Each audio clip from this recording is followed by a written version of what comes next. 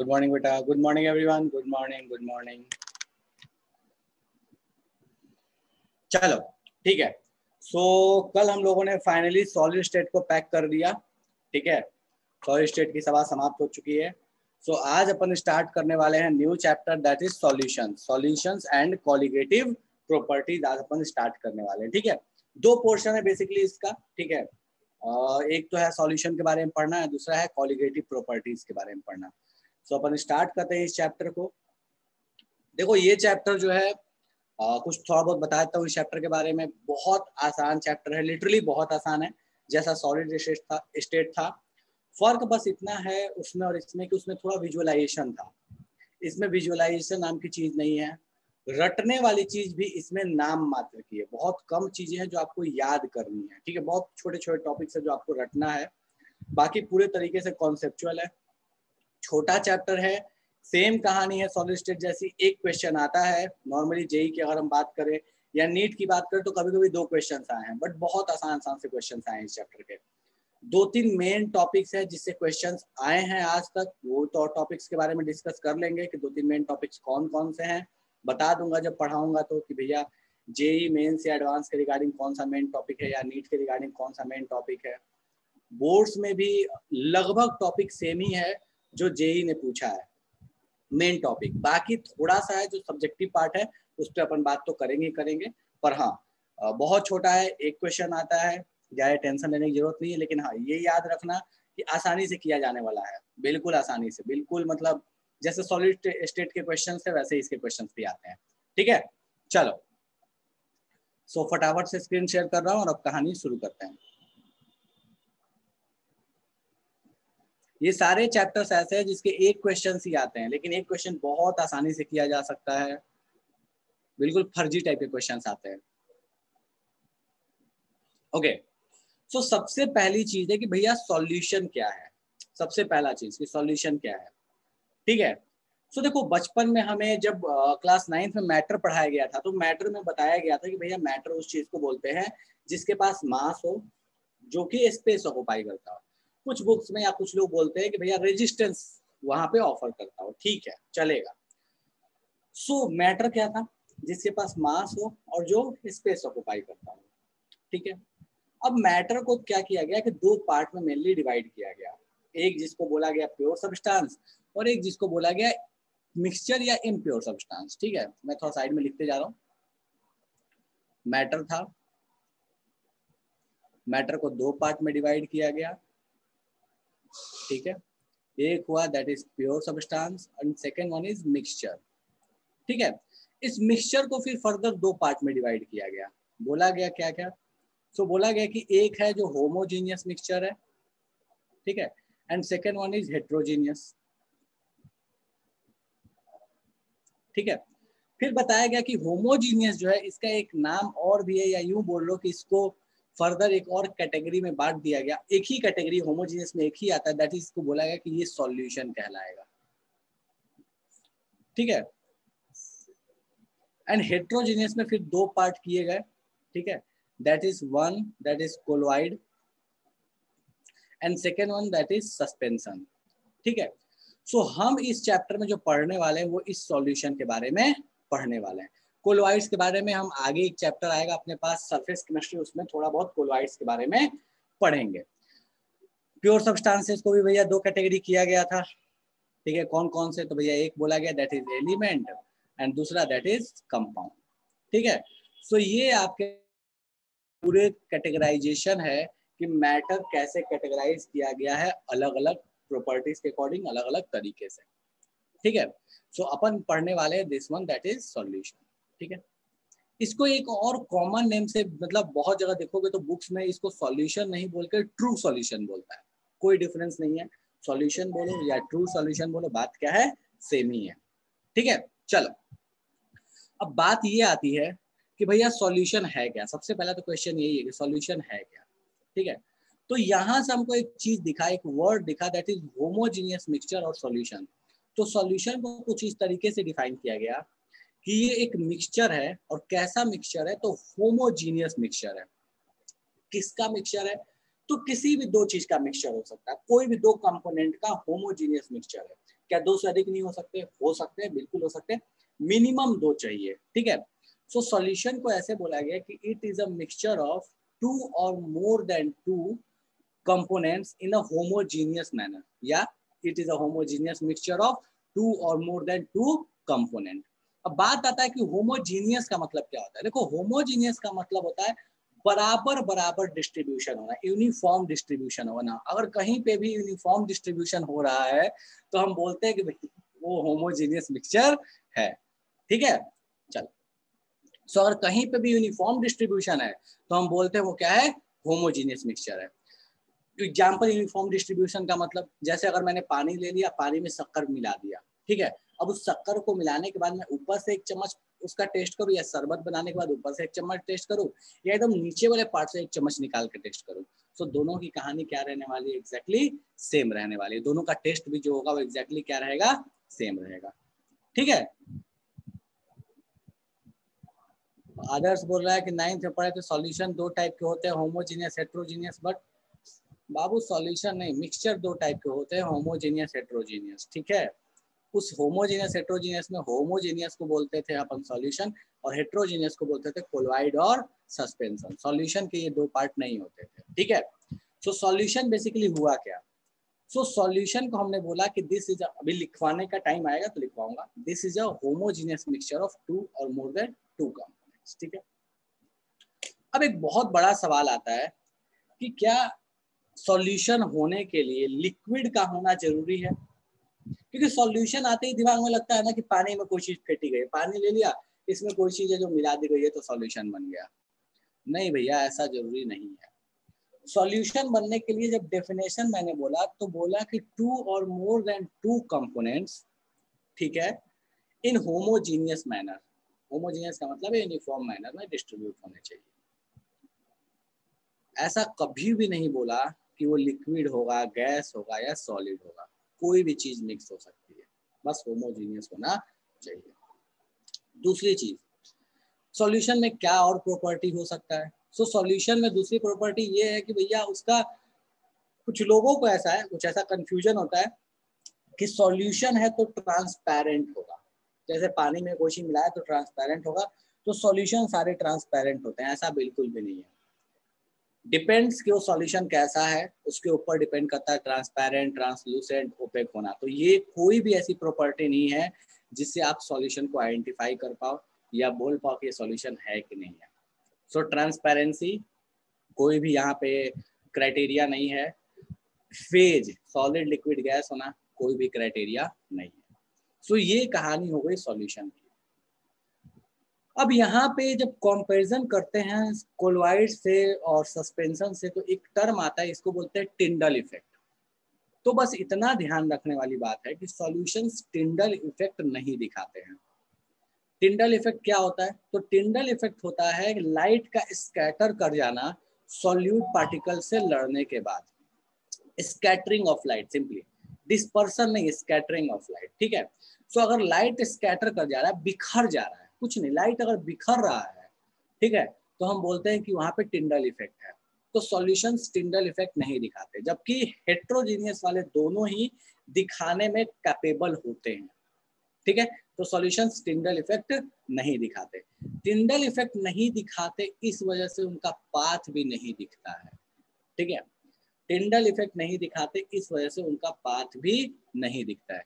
सो ये कहानी हो गई अपने पास सॉल्यूशन के रिगार्डिंग कि सॉल्यूशन होता क्या है, ठीक है। तो चल अब आते हैं इसके आगे की कहानी पे और लिखने की बात, ठीक है। तो सॉल्यूशन है क्या भैया? तो आपके पास सबसे ऊपर डेफिनेशन लिखा हुआ है कि सॉल्यूशन क्या है, that is homogeneous mixture of two or more than to component. दो या दो से अधिक तरह कंपोनेंट का होमोजीनियस मिक्सचर होगा तो सॉल्यूशन कहलाएगा। एग्जाम्पल, सबसे पहला एग्जाम्पल दैट इज ब्रास।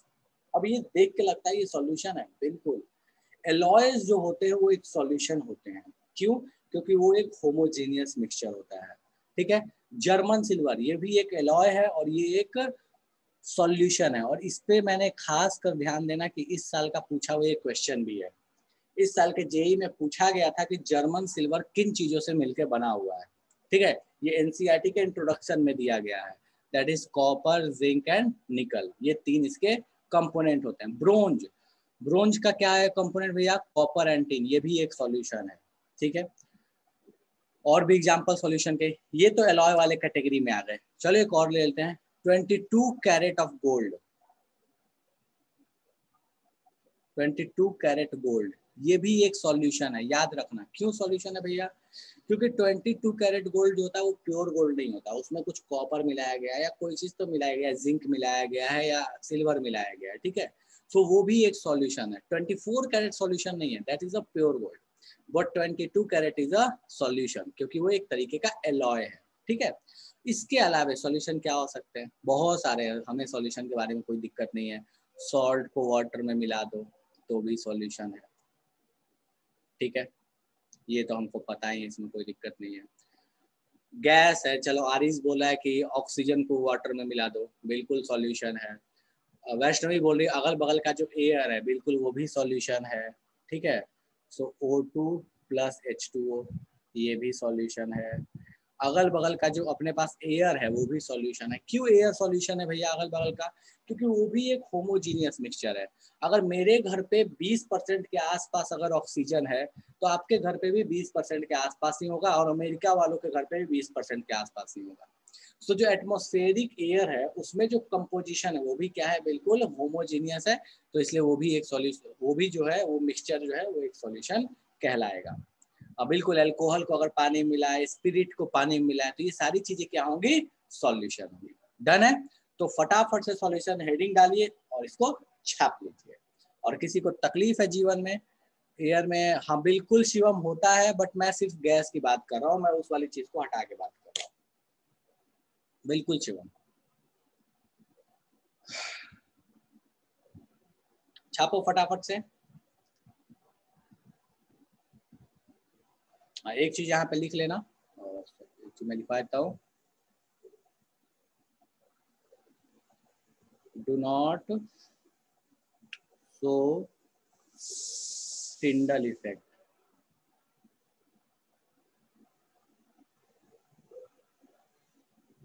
ठीक है, सॉल्यूशन जो होता है वो टिंडल इफेक्ट नहीं दिखाता। Sugar plus salt is a solution. Riya, sugar plus salt क्या है? अगर तुम उसको सॉलिड में मिक्स कर रहे हो, नमक और चीनी को, तो सॉल्यूशन नहीं है, लेकिन पानी में मिला दो तो सॉल्यूशन होगा। तो शुगर, सॉल्ट और वाटर बोलो तो सॉल्यूशन है, सिर्फ शुगर सॉल्ट सॉल्यूशन नहीं है।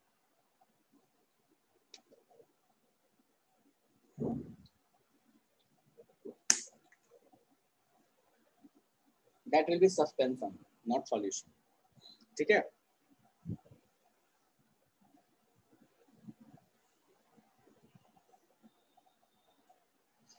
चलो, सो ये अपने पास कहानी हो गई सॉल्यूशंस की।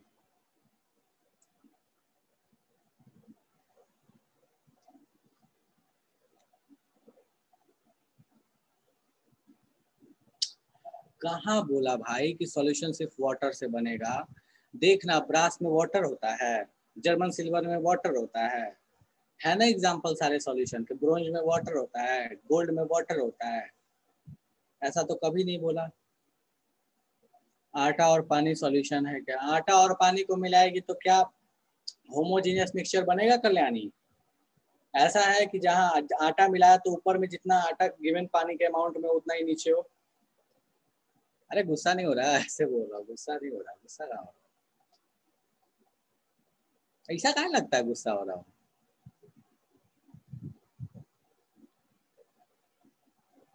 बोलो Nidhi. Sir binary solution. Binary solution क्या होता है? बाइनरी सॉल्यूशन क्या होता है? बाइनरी का मतलब क्या होता है निधि? बाइनरी वर्ड का मतलब क्या होता है? दो टुकड़ों में बंटना। दो टुकड़ों में बांटना? बाइनरी दो होता है। बाइनरी का मतलब होता है दो। बाइनरी वर्ड जो है ना, इस वर्ड का ही मतलब होता है दो। ठीक है, सो इस डेफिनेशन में बेटा यहाँ से मोर को उड़ा दे। ठीक है, सो तेरे पास जो सॉल्यूशन बना that is a binary solution. मतलब दो कंपोनेंट, अगर आगे आएगा, वैसे आगे लिखवाऊंगा मैं। ठीक है, वो सॉल्यूशन जो सिर्फ और सिर्फ दो कंपोनेंट से बना हुआ हो। ठीक है, that solution is known as binary solution.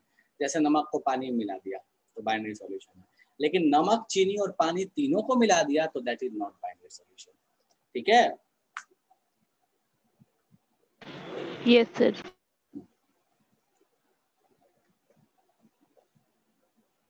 चलो ठीक है।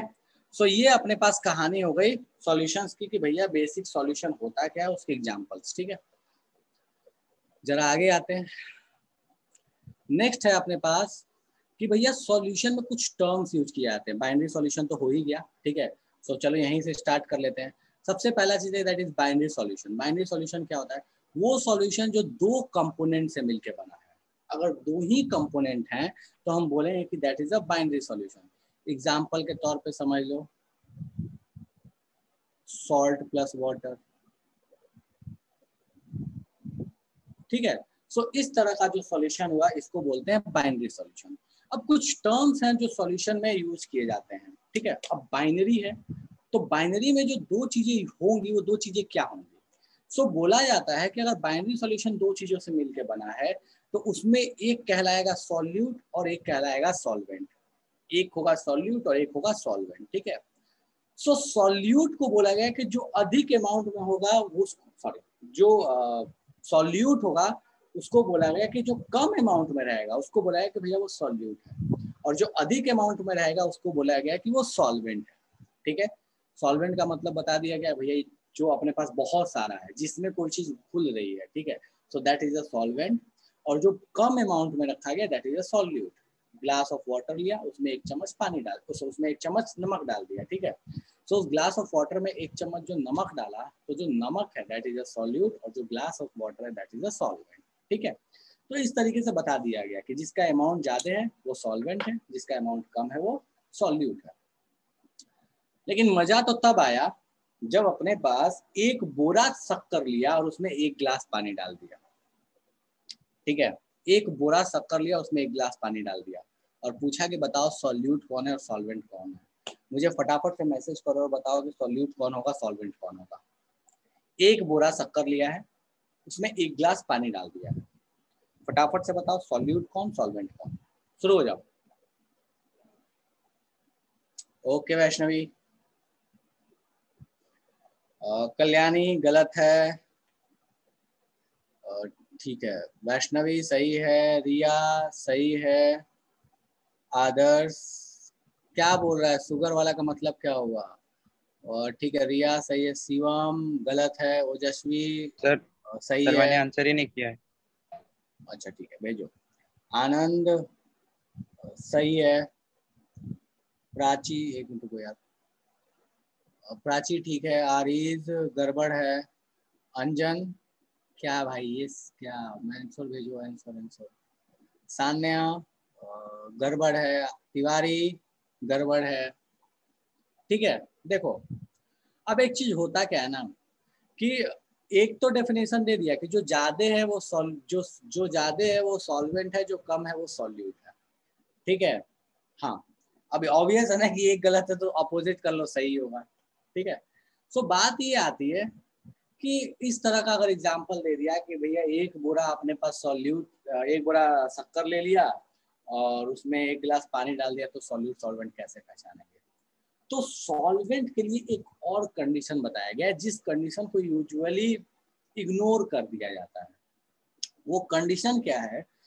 वो कंडीशन है कि भैया ये डिटरमाइन करता है physical state in which solution exist. ये बड़ा इंपॉर्टेंट पॉइंट है और बड़ा अंडररेटेड पॉइंट है। दोनों चीजें इंपॉर्टेंट है लेकिन अंडररेटेड है। ठीक है, क्या कहता है? ये बोलता है कि सॉल्वेंट वो चीज है जो ये डिटरमाइन करता है कि सॉल्यूशन का फेज कैसा होगा। ठीक है, सॉल्यूशन जो बनेगा उसका फेज कैसा होगा। अब मुझे एक बात बताओ कि पानी जो है उसको एक बोरा शक्कर में डाल दिया गया। ठीक है, एक बोरा शक्कर में डालने के बाद ऑब्वियस है कि पूरा पूरा शक्कर तो नहीं सॉल्यूशन बनाएगा, कुछ ही पार्ट है जो सॉल्यूशन बनाएगा, जो गीला होगा वो कुछ ही पार्ट है जो सॉल्यूशन बनाएगा। अच्छा, जितना पार्ट उसमें सॉल्यूशन बनाएगा ये बताओ कि उसका फेज क्या होगा? वो लिक्विड टाइप रहेगा, सॉलिड रहेगा या गैस रहेगा? तो ऑब्वियस सा चीज हमको दिख रहा है कि भैया वो लिक्विड ही रहेगा, क्योंकि पानी जब डाला गया है शक्कर में तो शक्कर जाके पानी के वाटर मॉलिक्यूल्स के अंदर में जो स्पेसेस होते हैं, जो वैकेंट स्पेसेस होते हैं, उसमें जाके बैठ जाता है। ठीक है, तो बेसिकली वहां पे कहानी क्या रहेगी, तो वहां पे कहानी ऐसी रहेगी कि जितना दूर ही भले वो शक्कर में पानी जाए, लेकिन उतना दूर गीला हो जाएगा। गीला हो जाएगा मतलब वहां पे वो जो सॉल्यूशन बनेगा उसका जो फेज होगा वो क्या रहेगा, लिक्विड रहेगा। ठीक है, वो लिक्विड फेज में रहेगा। और उस लिक्विड फेज में होने के वजह से हम बोल सकते हैं कि जो फाइनल सॉल्यूशन चूंकि अपना लिक्विड मिला है, तो डेफिनेटली वहाँ सॉल्वेंट भी जो होना चाहिए वो लिक्विड फेज वाला ही होना चाहिए, और इस वजह से वहाँ जो वाटर है वो ट्रीट हो जाएगा एज अ सॉल्वेंट। ठीक है, मैं फिर से इस चीज को एक्सप्लेन कर, दीप बोल रहा है कि सॉल्यूशन कैसे है। दीप बाबू, ये सॉल्यूशन इसीलिए है क्योंकि वहां पे शुगर वाटर में मिक्स तो हो रहा है। ये अलग बात है कि भैया जितना मिक्स होना था हो गया, और देख के हमको नहीं लगता, जैसे हमारा जो एक कॉन्सेप्ट है ना कि सॉल्यूशन का मतलब ऐसा होना कि भैया कोई चीज है एकदम लिक्विड टाइप की है, उसमें कोई चीज मिली है तो सॉल्यूशन है, नहीं है ऐसा। सॉल्यूशन का मतलब है कि जितने दूर में देखो जहां, अच्छा चलो इसको ऐसे समझो, जितने दूर में पानी और शक्कर मिला हुआ है उतने दूर को तुम निकालो, जितने दूर अच्छे से मिल गया उतने दूर में तुम निकालो उसको। उसको जब तुम निकाल के देखोगे उसमें से सॉलिड वाला पार्ट अलग कर देना, जो शक्कर सॉलिड है उसको अलग कर दो, जो लिक्विड वाला पोर्शन बस उसको पकड़ के बैठो। उस लिक्विड वाले पोर्शन को देखोगे ना तो वो एक होमोजीनियस मिक्सचर होगा, मतलब जितना मीठा वो ऊपर वाले पोर्शन में होगा उतना ही मीठा हर कोने में होगा, वो जहां जहां वो लिक्विड बना होगा। ऐसा नहीं होगा कि एक जगह ज्यादा मीठा और एक जगह कम मीठा होगा। ठीक है, सो इस वजह से हम कहेंगे कि वो एक होमोजीनियस मिक्सचर बना है, जितने दूर में ही बना है लेकिन वो एक होमोजीनियस मिक्सचर है। और दूसरी चीज है कि उसका फेज जो है वो लिक्विड है, इसलिए जो सॉल्वेंट होगा वो भी एक लिक्विड ही होगा। तो इस चीज को ध्यान रखिए। भी बोल सकते हैं कि जो घुलता है ये कैसे पता, देखो ठीक है ये बात बिल्कुल सही है आनंद, लेकिन ये पता करना मुश्किल काम है, बाकी ये बात बिल्कुल सही है। ठीक है, सो इस वजह से हम बोलते हैं कि भैया सॉल्वेंट का फेज और सॉल्यूशन का फेज हमेशा क्या रहता है, सेम रहता है। डजंट मैटर कि अमाउंट ज्यादा है या कम है, उससे कोई फर्क पड़ने वाला नहीं है। ठीक है, इसका एक अपोजिट एग्जांपल मैं बताता हूँ, इसका जस्ट अपोजिट एग्जांपल। कुछ लोग ऐसा सोच रहे होंगे कि ये हो सकता है कि लिक्विड है, लिक्विड में अगर हमने सॉलिड को मिलाया तो हमेशा तो अपने पास क्या बनेगा भैया, लिक्विड में सॉलिड को मिलाया तो हमेशा लिक्विड ही बनेगा, मतलब सॉल्वेंट हमेशा लिक्विड होगा, ऐसा भी जरूरी नहीं है। एक एग्जाम्पल है उसका उल्टा, जैसे मर्क्यूरी है, मर्क्यूरी में अगर तुमने किसी अल्कली मेटल को मिला दिया, मान लो सोडियम को मिला दिया, ठीक है, सो एमलगम बन जाता है। एमलगम जो है, और भी बहुत सारे मेटल्स को मिला के एमलगम बनता है, ऐसा नहीं है कि सिर्फ उसी को मिला के। सो जो तुमने लिया था, एक मर्क्यूरी लिया था और एक सॉलिड मेटल लिया था, दोनों को मिलाया तो जो प्रोडक्ट मिला, जो एलॉय मिला वो भी सॉलिड मिला है। अगर एलॉय जो आपको सॉलिड मिला है, इसका मतलब जो सॉल्वेंट रहा होगा वो भी कौन सा रहना चाहिए फेज में, सॉलिड फेज में रहना चाहिए। मतलब अब की बार मर्क्यूरी जो होगा वो सॉल्वेंट नहीं कहलाएगा, भले ही वो लिक्विड में था। अब की बार जो सॉल्वेंट कहलाएगा वो जो मेटल, तो दूसरा सॉलिड मेटल लिए थे, सोडियम लिए थे तो सोडियम, कोई और लिए थे तो कोई और, जो भी सॉलिड मेटल लिए थे वो solid metal as a solvent treat होगा। ठीक है, तो इस चीज को ध्यान रखिएगा हमेशा कि भैया सॉल्यूशन में सॉल्वेंट का फेज और सॉल्यूशन का फेज हमेशा क्या रहता है, सेम रहता है। इंपॉर्टेंट चीज है, थोड़ा अंडररेटेड है, लोग इस चीज को नोटिस नहीं करते। ठीक है, चलो तो ये कहानी हो गई। और दूसरी चीज सॉल्यूट के बारे में तो हो गया ऑब्वियस है कि जो कम अमाउंट में रहेगा, या सॉल्वेंट के अलावा जो दूसरी चीज है दैट इज अ सॉल्यूट। ठीक है, वाटर के रिगार्डिंग एक चीज है, वाटर जो होता है, अगर वाटर कहीं भी इन्वॉल्व होता है, सो वाटर को हम मानते हैं कि this is a universal solvent. अगर पानी कहीं भी आता है तो वो हमेशा यूनिवर्सल सॉल्वेंट जैसा ही वर्क करता है। सो पानी आ रहा है, कहीं पानी दिख रहा है तो आंख बंद करके सोच लो कि दैट इज अ सॉल्वेंट। और यही चीज हमारे दिमाग में बैठी हुई है, हमारे दिमाग में हमेशा चलते रहता है कि पानी जो होता है वो सॉल्वेंट होता है, और इस वजह से हर लिक्विड को हम सॉल्वेंट मान लेते हैं, बट ऐसा नहीं है। ठीक है, सो यहाँ पे मैं लिख देता हूँ कि water is a universal solvent. कभी भी वाटर आता है तो तुम उसको आंख बंद करके बोल सकते हो कि भैया वाटर वहां पे अगर इन्वॉल्व है सॉल्यूशन में तो वो सॉल्वेंट ही होगा।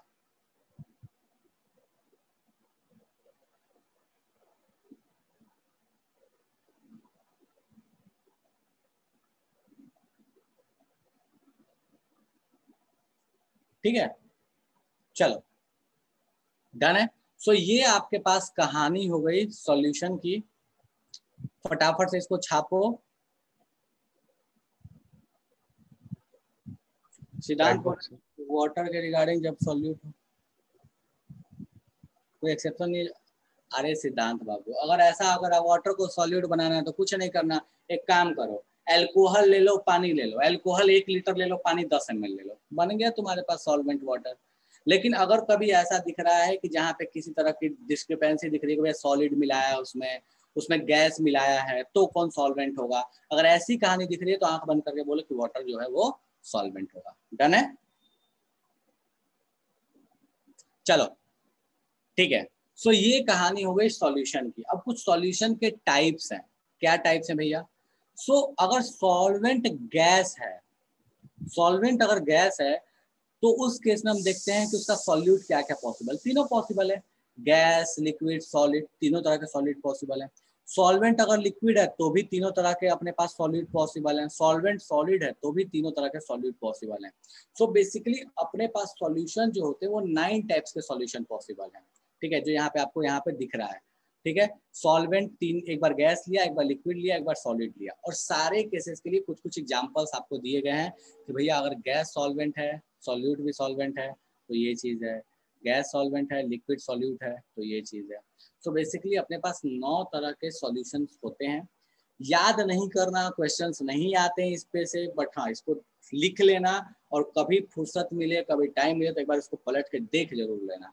ठीक है, बाकी ऐसा कोई बहुत इंपॉर्टेंट चीज नहीं है। ठीक है, तो छापो फटाफट से और फिर अपन आगे की कहानी डिस्कस करेंगे। शुरू हो जाओ। अच्छा एक चीज, हाँ एक सेकंड रुक जा बेटा, यहाँ गैसियस सॉल्यूशन लिखा गया है। गैसियस सॉल्यूशन क्यों लिखा गया है? क्योंकि सॉल्यूशन का फेज गैस में होगा। कब गैस में होगा? जब सॉल्वेंट का फेज भी क्या होगा? गैस होगा। यहाँ लिक्विड सॉल्यूशन लिखा गया है, मतलब सॉल्यूशन का फेज लिक्विड होगा। क्यों? क्योंकि यहाँ पे सॉल्वेंट भी जो है वो क्या है? लिक्विड है। ठीक है, तो इसलिए इस चीज को ध्यान रखना है। गैसियस सॉल्यूशन का मतलब हुआ कि उसका सॉल्वेंट जो था वो गैस था। हाँ बोल बेटा, कौन बोल रहा था? सर यही था कुछ समझ। ठीक है, चलो छापो फटाफट से। ठीक है, चैट बॉक्स देखिए ना सर। तिवारी मैं देख ले रहा हूँ बाबू, उससे अच्छा डाइल्यूशन कोई नहीं दिखा सकता क्या? नहीं ऐसा कुछ नहीं है, ऐसा कुछ नहीं है आदर्श। ठीक है, कि उससे अच्छा देखो, वाटर को यूनिवर्सल सॉल्वेंट बोलने का रीजन क्या होता है? इसलिए बोलते हैं क्योंकि वाटर एक ऐसी चीज है जिसमें बहुत तरह की चीजें जो है ना वो सॉल्युबल होती है।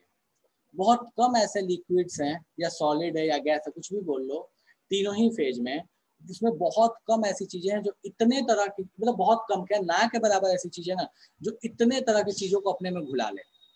ठीक है, इस वजह से बोलते हैं कि वाटर जो होता है वो एक तरीके का यूनिवर्सल सॉल्वेंट है। ठीक है, और कोई रीजन नहीं है यूनिवर्सल सॉल्वेंट होने का।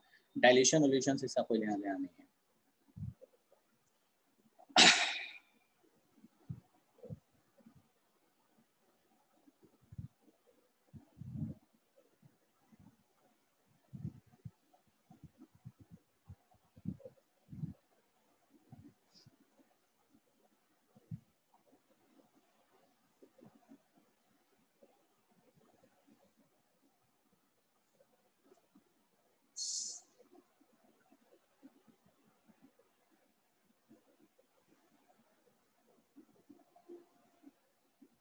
सर सर आप जो सोडियम और मर्क्यूरी वाला एग्जांपल बताए उसमें सोडियम सॉल्वेंट होगा ना?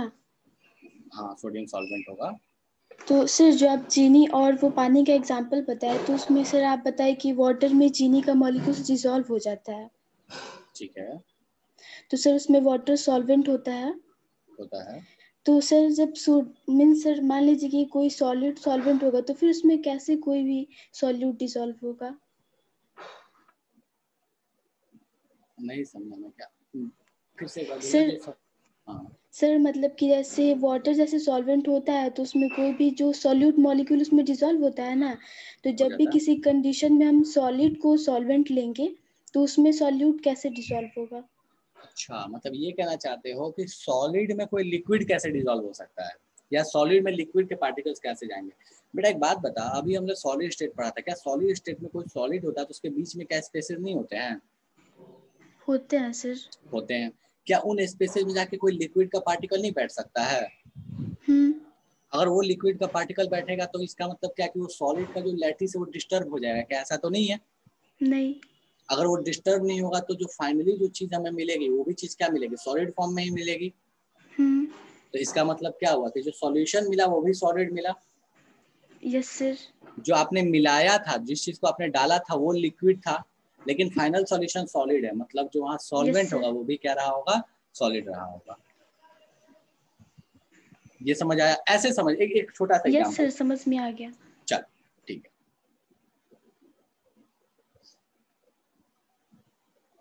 ऐसा कोई जरूरी नहीं होता कि सॉलिड लिक्विड को मिलाएंगे तो लिक्विड ही बनेगा। किसी को अगर ये कंफ्यूजन है तो ऐसा कुछ भी नहीं है भाई। सॉलिड लिक्विड को मिलाओगे तो लिक्विड बनेगा, या किसी और के साथ मिलाओगे तो वही, कोई कोई ऐसा फिक्स कंडीशन नहीं है। ठीक है, वो डिपेंड होता है सिंपली केस के ऊपर कि क्या चीज बनेगा। ठीक है, चलो। सो ये अपने पास कहानी हो गई। ये अपने पास कैम्फर क्या होता है? फिर से बोल। कैम्फर क्या होता है? कपूर। ठीक है, सर क्लोरोफॉर्म लिक्विड होता है। क्लोरोफॉर्म, हाँ वो देख, जब हम लेते हैं ना, पुराने मूवीज देखा है, उसमें देखी होगी ना, वो ऐसे क्या करते हैं, किसी को बेहोश करना होता है तो वो रुमाल लेते हैं, रुमाल के ऊपर ऐसे लगा देते हैं, क्रीम टाइप का, मतलब ऐसे ट्यूब में होता है, ऐसे लगाते हैं, नाक पे लगाते थे, बेहोश हो जाता था। ठीक है, तो वो काइंड ऑफ मतलब समझ ले कि थोड़ा थिक लिक्विड होता है। ठीक है। Sir palladium? पैलेडियम एक मेटल है, मतलब प्लेटिनम पैलेडियम ये सब एक कैटेगरी के मेटल है। पैलेडियम आज के टाइम में मतलब पहले बहुत ज़्यादा डिमांड नहीं था, बट अब इंडस्ट्रियल डिमांड बहुत ज़्यादा बढ़ गया है इसका, पैलेडियम का। क्यों पैलेडियम क्यों पूछ रही? तूने मुझे मैसेज किया था क्या पैलेडियम के लिए? नो सर, अभी एग्जांपल में तो वो पूछ रहे हैं सॉल्यूशन ऑफ सर यूज क्या सॉल्यूशन होता है? बोलो। सर यूज क्या होता है पैलेडियम का? पैलेडियम का यूज क्या होता है? देखो तुम्हारे लिए तो एक यूज क्या है कि जब तुम पढ़ोगे एल्कीन से एल्केन्स बनाने के लिए, तो देखोगे बताया जाएगा कि जो हाइड्रोजन है वो पैलेडियम में क्या होता है? एडजॉर्ब हो जाता है। मतलब ऐसे समझ लो कि वो गैस को अपने में खींच के रख लेता है, स्टोर कर लेता है गैस को अपने अंदर में। ठीक है, तो तुम्हारे लिए ये यूज है। बाकी ऐसे पैलेडियम जो है आज के टाइम में ऑटोमोबाइल इंडस्ट्री में भी बहुत ज़्यादा यूज आने लगा है। कुछ कुछ चीज़ें हैं ऑटोमोबाइल इंडस्ट्री में जो पैलेडियम से बनती हैं। पहले वो सिर्फ मेडिकल इंडस्ट्री में बहुत ज़्यादा यूज किया जाता था, बट आज के टाइम में इंडस्ट्रियल यूज बहुत ज़्यादा बढ़ चुका है पैलेडियम का। ठीक है, सर ग्लूकोज तो लिक्विड होता है ना? ग्लूकोन डी लिक्विड होता है। हाँ ठीक है आरिफ, सॉल्यूशन के पार्टिकल 1 nm से छोटे होते हैं, सॉल्यूट पार्टिकल। ठीक है, 1 nm से छोटे होते हैं। कोलोइड के जो होते हैं वो 1 से 100 तक होते हैं, सस्पेंशन के 100 से बड़े होते हैं। ठीक है, डन है। सर हाँ, कौन बोला था ग्लूकोज लिक्विड होता है? कहाँ गए? सर हो गया। अच्छा हो गया ग्लूकोज। हाँ बोलो, कौन बोल रहा है? क्लोरोफॉर्म से रिगार्डिंग क्वेश्चन कल जाने। क्लोरोफॉर्म? हाँ सर, बोला। क्लोरोफॉर्म बेहोश करने के लिए यूज किया जाता है, अभी आप बताए हैं। ठीक है, डॉक्टर्स यूज क्यों नहीं करते क्लोरोफॉर्म? देखो डॉक्टर जो करते हैं ना वो बेहोश उनका करना नहीं होता मोटिव। उनका मोटिव होता है मैं वो वर्ड भूल रहा हूँ एग्जैक्टली, जो जिसमें ईथर यूज किया जाता है, डाइथाइल ईथर में यूज किया जाता है। बेहोश करना नहीं, मतलब एक तरीके से सुन्न करना, जिसको हिंदी में बोलते हैं ना कि कुछ जगह को सुन्न करना होता है। ठीक है, एनेस्थेसिया, एग्जैक्टली अरीज ने बताया। हाँ बिल्कुल, उनका काम होता है वो एनेस्थेसिया देते हैं ताकि कुछ पोर्शन जो है वो सुन्न हो जाए। बेहोश होने का मतलब है ना कि दिमाग काम करना बंद कर गया, इसका मतलब ये नहीं है कि पूरा बॉडी जो है वो शून्य हो गया, ऐसा नहीं होता है। ठीक है, इस वजह से हम बोलते हैं कि भैया हमको डॉक्टर्स एनेस्थेसिया देते हैं, वो बेहोश नहीं करते बेसिकली। ठीक है, अब ये वरना अगर ऐसा होता कल्याणी तो मुझे एक बात बता बेटा, तब तो बेहोश करने के लिए बहुत सारी चीजें हैं, बहुत सारी चीजें जिससे बेहोश हो जाते हैं लोग। अरे सब कुछ बहुत ज्यादा अल्कोहल दे देते तो भी बेहोश हो जाता। तो बेहोश करने के लिए, इसलिए उनका मोटिव बेहोश करना नहीं होता, उनका मोटिव होता है एनेस्थेसिया देना, ताकि बॉडी में जहाँ पे भी वो वर्कआउट करना हो, जो भी करना होता है उनको, ठीक है, चीर फाड़ जो भी लगाना हो, वो जो पेन है या वो जो भी चीज है वो फील ना हो। ठीक है, सर बड़े बड़े ऑपरेशन में तो बेहोश ही ना किया जाता है वो ना। भी एनेस्थेसिया होता है बेटा, एनेस्थेसिया दिया जाता है उसमें। ठीक है, हम लोकल लैंग्वेज बोल देते हैं कि बेहोश करना है, बट वो बेहोश करना नहीं होता, वो एनेस्थेसिया होता है। ठीक है, बेहोश नहीं है। चल ठीक है। सर कोई कोई तो ऐसा इंजेक्शन होता है कि आधा बॉडी शून्य होता है, मतलब वही। हाँ बिल्कुल, बहुत सारी चीजें होती है, बहुत सारे ऐसा होता है ना कि एक खास पोर्शन को शून्य किया जाता है। सर बहुत बड़ा जब सर्जरी होता है तभी मतलब बेहोश किया जाता है, ऐसा कुछ पूरा बॉडी को। देखो बहुत सारे सर्जरीज ऐसे होते हैं जो होश नहीं करने होते हैं, बेहोश करके नहीं किया जा यस सकता। सर। ठीक है। हाँ तो इस तरीके से मतलब बहुत सारे सर्जरीज ऐसे हैं। ठीक है, तो इसलिए बेहोश करना is a different thing, anaesthesia is a different thing. ठीक है, दोनों अलग अलग थोड़ी चीजें हैं। चलो ठीक है, सो ये अपने पास कहानी हो गई। ठीक है, सो ये अपने पास कहानी हो गई सॉल्यूशन की। अपन आगे आते हैं टाइप्स ऑफ सॉल्यूशन की। अब नेक्स्ट है that is the concentration of solution. देखो भाई, अब जो हम बात पढ़ने वाले हैं वो हमारा फोकस रहने वाला, पूरे इस चैप्टर में जो अपना फोकस रहने वाला है that is a binary solution. Binary solution का मतलब हुआ भैया दो कंपोनेंट के सॉल्यूशन, इसी पे अपना फोकस रहने वाला। दो से अधिक के बारे में हम नहीं पढ़ते। ठीक है, अपना सिलेबस है। अब सबसे पहली चीज आती है कि भैया सॉल्यूशन के कॉन्सेंट्रेशन को कैसे बताया जाता है। तो देखो जब मैंने क्लास 11th में आपको मोल कॉन्सेप्ट पढ़ाया था, उसमें सबसे लास्ट टॉपिक था कॉन्सेंट्रेशन ऑफ सॉल्यूशंस। और उस समय मैंने बोला था कि ये जो चीज़ है ये दोबारा पढ़ना होगा क्लास 12th के सेकेंड चैप्टर में, दैट इज सॉल्यूशंस में। उस समय बोला था मैंने सारी चीज़ें दोबारा पढ़नी होगी और दोबारा नहीं पढ़ाऊंगा मैं। ठीक है, लेकिन ठीक है, मुझे पता है नहीं पढ़ाऊंगा तो रोने गाने लगोगे। ठीक है, चलो सो दोबारा से पढ़ लेते हैं। That is concentration of solution. I know कि बहुत लोग इसको पढ़े हैं, बहुत लोगों को बहुत अच्छे से आता है, बट स्टिल मैं इसको दोबारा से पढ़ा रहा हूँ, ध्यान से पढ़ना। ठीक है, चल बहुत लोगों के लिए रिवीजन हो जाएगा। Okay, so concentration of solution में सबसे पहला आता है दैट इज मास परसेंट। बचपन में पढ़ते थे, 9th क्लास में पढ़ते थे। मास परसेंट क्या होता है भाई? सो इसको डिनोट करते हैं W/W से। W/W कुछ बुक्स में देखोगे, कुछ जगह देखोगे तो M/M भी लिखता है। दोनों चीजें सही है, कोई दिक्कत नहीं, मतलब जो मन करे W/W लिख लो या M/M लिख लो। ठीक है, ये M/M का फॉर्मूला क्या होता है भैया? सो इसका फॉर्मूला बिल्कुल सिंपल सा है, दैट इज मास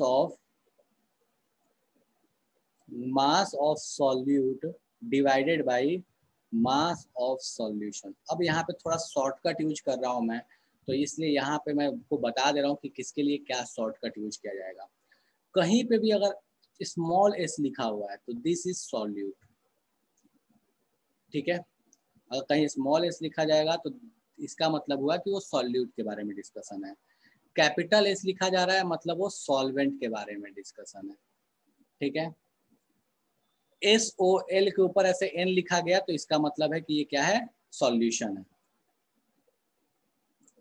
ठीक है, V और M नहीं लिख रहा, हमको पता है कि V और M का मतलब क्या होता है भैया, तो V और M का मतलब होता है वॉल्यूम एंड मास। ठीक है, सो M/M% का फॉर्मूला हुआ mass of solute upon mass of solution multiplied by 100। चूंकि हम परसेंटेज की बात करें इससे मल्टीप्लाई बाय 100 लगाना जरूरी है। ठीक है, सिर्फ M/M का रेशियो बोलता है या फ्रैक्शन ऑफ बोलता है कि फ्रैक्शन ऑफ मास कितना होगा, तो हम बोल सकते थे that is mass of solute by mass of solution. ठीक है, अब एक चीज जो आपको हमेशा ध्यान रखनी होगी, ये मास ऑफ सॉल्यूशन जो है ये एक्चुअल में क्या है? सो मास ऑफ सॉल्यूशन जो है ये mass of solute plus mass of solvent है। तो इस चीज को आप हमेशा ध्यान रखिएगा कि सॉल्यूशन का मास कहीं भी बोल रहा है तो mass of solute plus mass of solvent है।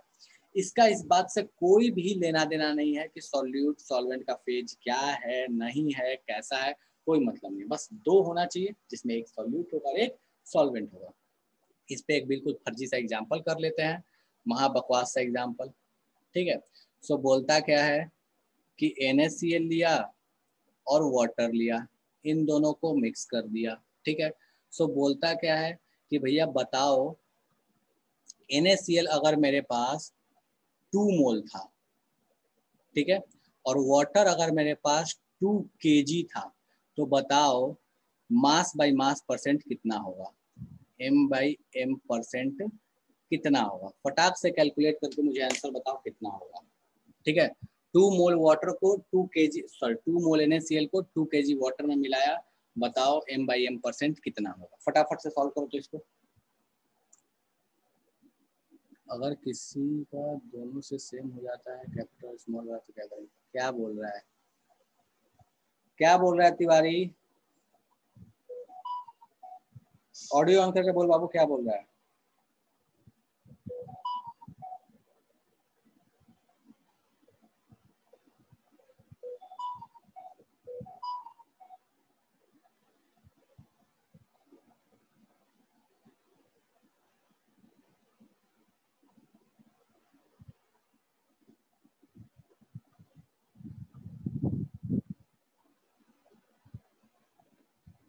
प्राची गलत है बाबू।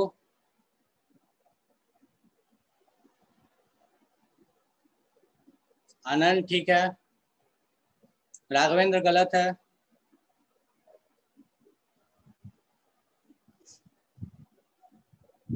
आरीज गलत है।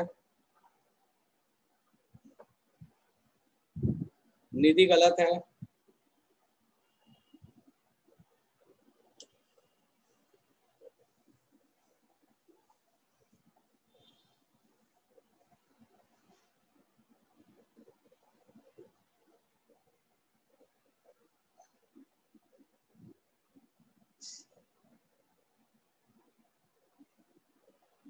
चलो ठीक है, मैं सॉल्व कर देता हूँ। देखो हमको क्या करना है, हमको mass of solute upon mass of solute plus mass of solvent into 100 करना है, यही करना है। ठीक है, चलो ठीक है तिवारी। मास ऑफ सॉल्यूट अपने पास कितना होगा, ये बोलता है 2 मोल है। 2 मोल का मतलब क्या हुआ, 2 मोल का मतलब अगर हम मास निकालने जाएं तो भैया इसका जो मास आएगा वो कितना आ जाएगा। सो ये मास आ जाएगा अपने पास, 1 मोल का मास कितना होता है 58.5 ग्राम। सिद्धांत गलत है, आद्या गलत है। सो 58.5 ग्राम। ठीक है, 2 मोल के लिए कितना हो गया, तो 58.5 ग्राम इंटू 2। ठीक है, ये कितना हो जाएगा 117। ठीक है, 117 ग्राम। चलो भैया अब यहाँ पुट करना शुरू करते हैं। तो मास ऑफ सॉल्यूट कितना है 117 ग्राम। मास ऑफ सॉल्यूट नीचे में 117 प्लस मास ऑफ सॉल्वेंट कितना हो गया, दैट इज 2000। क्यों भैया, क्योंकि केजी में दिया है तो यूनिट तो हमको सेम रखना पड़ेगा, ग्राम या केजी सबको करके चलो। तो ये कितना हो गया 117 अपॉन 2117 मल्टीप्लाइड बाई 100, और इसको सॉल्व करोगे तो ये कितना आ रहा है, दैट इज 5.8 के लगभग आ रहा है। दैट इज 5.85 या 5.8 ही छोड़ दो, 5.8%। एग्जैक्ट 5.85 आ रहा है। ठीक है, जो भी आ रहा है 5.8 ठीक है मान लिया हमने। सो इसमें भी बहुत लोगों ने रायता फैलाया है, मतलब क्या बोलूँ, अब तो बोलने का कुछ है ही नहीं, कोई मतलब ही नहीं बनता मेरे बोलने का, इससे कुछ बोल नहीं रहा। ठीक है, सो मास बाई मास परसेंट में भी समस्या हो रहा है, पता नहीं क्या कर रहे हो। ठीक है, एनीवेज चलो ठीक है। सो ये कहानी हो गया मास बाई मास परसेंट के लिए। अरे भाई किसी का इग्नोर नहीं कर रहा है यार, जिसका देखा उसका बता रहा हूँ, काहे दिल पे ले लेते हो। ठीक है, बोल अंजन, बोल बोल, क्या बोला भाई, बोल क्या बोला। अच्छा आंसर भेजा था क्या, नहीं देखा होगा, मिस किया होगा। अच्छा वैष्णवी का भी क्या, अरे बहुतों का इग्नोर किया, चिंता मत करो, बहुत लाइन में है जो बोलेंगे कि इग्नोर किया है, बहुत बार सेंड किया है वैष्णवी। कोई बात नहीं बेटा, इग्नोर होते रहता है, चलो ठीक है, इतना परेशान नहीं होना होता। ठीक है, सो ये आपका कहा, काम ही है। हाँ सही बात है, मजा आता है मेरे को। ठीक है, तो ये कहानी हो गई। अच्छा क्या, अरे अंजन ऑडियो ऑन करो तो बाबू जरा। बदला मैं कैसा बदला लूंगा, किस बात का बदला ले रहा हूँ वैष्णवी। सर आप जब स्टूडेंट थे तो आपसे भी तो टीचर लोग ऐसे ही करते होंगे। मैं पूछता ही नहीं था, या मैं बताता ही नहीं था, दोनों नहीं करता था। मैं इंट्रोवर्ट इंसान हूँ, ना आंसर देना ना पूछना। ठीक है, तो कोई फर्क ही नहीं पड़ता था मेरे को। कोई सर नहीं है पूछते थे तो तब इतने इंटेलिजेंट है, जब पूछते तो क्या होता। बस, थैंक यू, वैसे तारीफ के लिए थैंक यू। ठीक है, बस हो गया। ये मजाक नहीं है सर, सीरियसली बोल रहे सर। अच्छा ठीक है, थैंक यू। ये इस बात से कोई लेना देना नहीं होता, ये अगर ऐसा है तो ये गलत परसेप्शन है, ऐसा कुछ नहीं होता। ठीक है, मतलब अगर तुम मेहनत करते हो तो कहीं ना कहीं वो चीजें दिखती है, रिफ्लेक्ट करती है कहीं ना कहीं वो चीजें, बाकी ठीक है। पूछने उछने का क्या है, मतलब मैं बैक बेंचर हूँ भाई, प्रॉपर वाला बैक बेंचर हूँ। और वो भी बैक बेंचर ऐसे नहीं जो ये नालायक है, पढ़ते लिखते नहीं है। ठीक है, घर पे थोड़ा पढ़ता था मैं ऐसे, बाकी स्कूल में कल क्लास में नहीं पढ़ता था। ठीक है चलो, सो ये कहानी हो गई अपने पास मास बाई मास परसेंट की। नहीं तारीफ नहीं कर रहा हूँ, मैं सच बता रहा हूँ। ठीक है, मतलब घर पे पढ़ता था, क्लास में स्कूल्स में मतलब बहुत कम। चलो ठीक है, सो ठीक है, नेक्स्ट आते हैं अपन, that is V by V percent. ठीक है, V/V% क्या कहता है? V/V% कहता है, ठीक है, V/V% कह रहा है अपने को, सेम कहानी है। देखो सब जगह एक ही तरह की चीज चलती है, that is volume of solute divided by volume of solution multiplied by 100, same कहानी, ठीक है। अब बात ये आती है कि भैया यहाँ पे हमको ये तो पता चल गया कि फॉर्मूला क्या है, कैसे लगाएंगे, ठीक है, लेकिन यहाँ वॉल्यूम ऑफ सॉल्यूशन में एक छोटा सा ग्लिच है, इस चीज को ध्यान रखना। क्या वॉल्यूम ऑफ सॉल्यूशन हमेशा volume of solute plus volume of solvent होगा? नहीं, ऐसा नहीं है। यूजुअली इसमें भी कंडीशन है, यूजुअली ये तरीका हम तब लगाते हैं जब दोनों के दोनों या तो सॉलिड हो, ठीक है, सॉरी हाँ, या तो सॉलिड हो, या दोनों के दोनों या तो लिक्विड हो, या दोनों के दोनों या तो गैस हो। लेकिन आपके पास जब भी ऐसा केस आएगा तो आपको सॉलिड वाला और गैस वाला केस नहीं मिलता, आपके पास हमेशा एक लिक्विड तो रहेगा ही। हमको लिक्विड को लेकर चलना है तो लिक्विड तो रहेगा ही। अब बात आता है कि चलो सॉल्वेंट तो लिक्विड हो गया, लेकिन सॉल्यूट में क्या कहानी है? सॉल्यूट में गैस रहेगा तो एप्लीकेबल होगा कि नहीं, सॉलिड होगा तो एप्लीकेबल होगा कि नहीं, लिक्विड होगा तो एप्लीकेबल होगा कि नहीं। सो देखो ये कहानी सिर्फ एक जगह वैलिड है, सिर्फ एक जगह वैलिड है, और वो तब जब अपने पास सॉल्यूट जो है वो लिक्विड है और सॉल्वेंट जो है वो भी लिक्विड है, तब जाके दोनों के वॉल्यूम को ऐड कर लेते हैं। लेकिन अगर किसी ने बोल दिया कि अगर मैंने शक्कर लिया, शक्कर को अगर पानी में मिलाया तो क्या होगा, शक्कर को लेके पानी में मिलाया तब क्या कहानी चलेगी? तो भैया शक्कर को अगर पानी में मिलाया है तो उसमें आप ये नहीं लगाओगे, आप वहाँ सिंपली वॉल्यूम ऑफ सॉल्यूशन के जगह पे वॉल्यूम ऑफ सॉल्वेंट को ले लोगे, ठीक है। तो मैं एक पॉइंट बना के लिख दे रहा हूँ, इस चीज को ध्यान रखना। अगर दोनों सॉलिड ऐड कर सकते हैं ना? हाँ, दोनों सॉलिड हुआ तो ऐड कर सकते हो, ठीक है, बट ऐसा आएगा नहीं आपके पास कभी। क्यों? क्योंकि सॉलिड के लिए V जो होता है वो डिफाइंड टर्म नहीं होता, V के रिस्पेक्ट में हम बात नहीं करते, ठीक है। चलो इफ तो दोनों सेम होना चाहिए बस, यही ना? हाँ, फेज सेम होना चाहिए तो ऐड कर सकते हो, ठीक है। इफ सॉलिड देन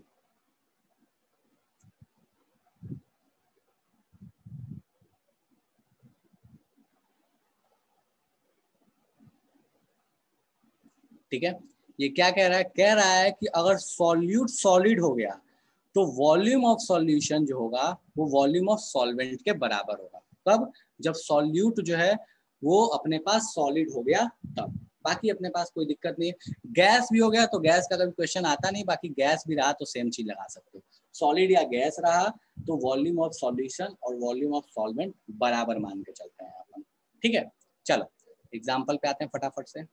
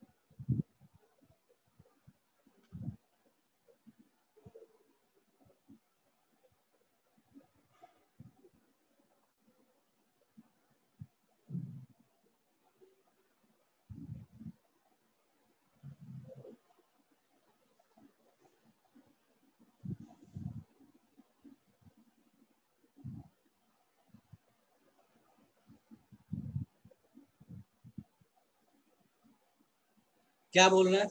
बोल रहा है कि अगर अपने पास एक सॉल्यूशन है जो कि वाटर और अल्कोहल से मिलकर बना हुआ है, दिस इज इथानॉल, ठीक है। तो वाटर और इथानॉल का एक सॉल्यूशन है जिसका V/V जो है वो 30% है।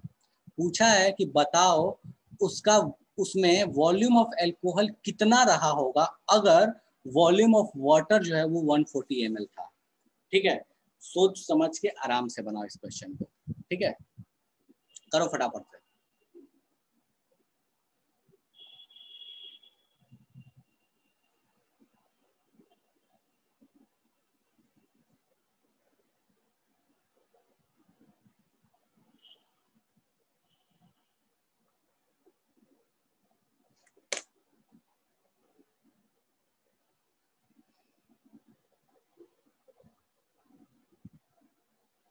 वॉल्यूम ऑफ एल्कोहल आपसे पूछा है, वॉल्यूम ऑफ वाटर दे दिया है, वी दे दिया आपसे।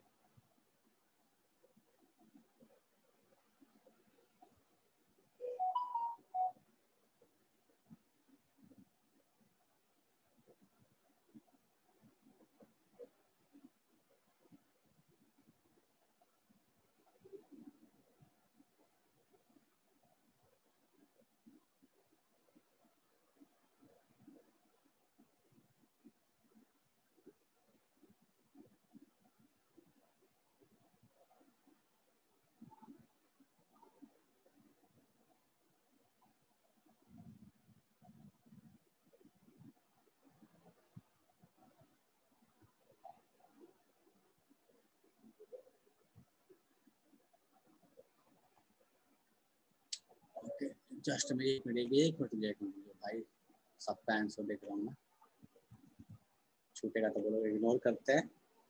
निधि सही है, राघवेंद्र गलत है, निधि सही है, कल्याणी गलत है, दीप सही है, आद्या सही है,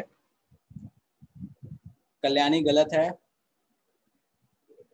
वैष्णवी गलत है,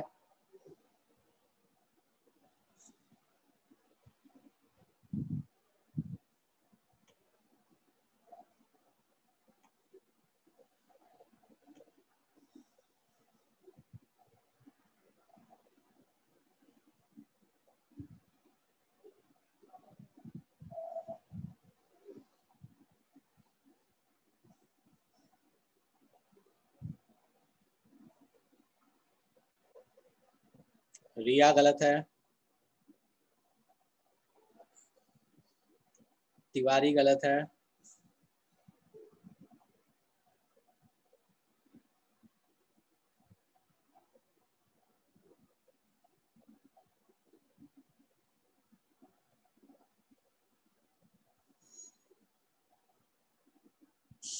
राज सही है,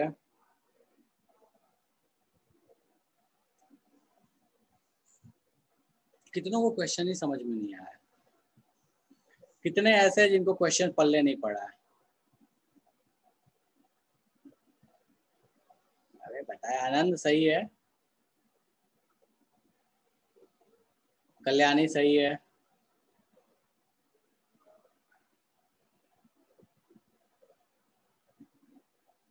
वैष्णवी सही है, चलो ठीक है। कोई ऐसा है जिसको क्वेश्चन समझ नहीं आया था इसलिए गलत किए हो? क्योंकि ये क्वेश्चन गलत होने लायक नहीं है, ठीक है।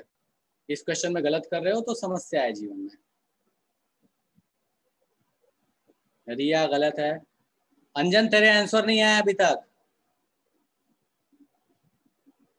बहुत लोग आंसर नहीं है यार।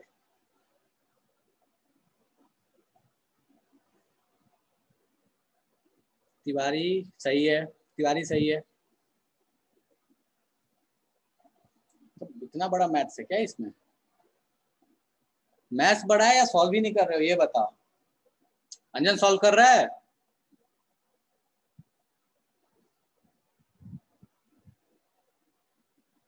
ओजस्वी गलत है,